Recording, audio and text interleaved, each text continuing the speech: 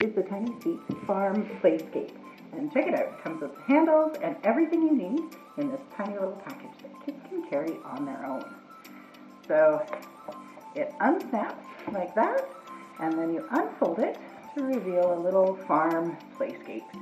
So lots of fun things to do here. There's a little tree that the animals can eat from, a little mermaid sequins pond that's so fun and so sensory.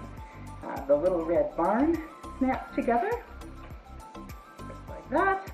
And then it comes with storage pockets for all the little animals there. So you can put them in the little corral or in the barn. There's little food here so you can feed from the garden, feed the animals from the garden. It comes with a few little plastic animals too. And then whenever you're ready to go, you just unsnap and fold it all up. Great for travel because it's so lightweight, battery-free, screen-free, creative fun for kids. This one is for kids 3 and up, only because of the small plastic animal.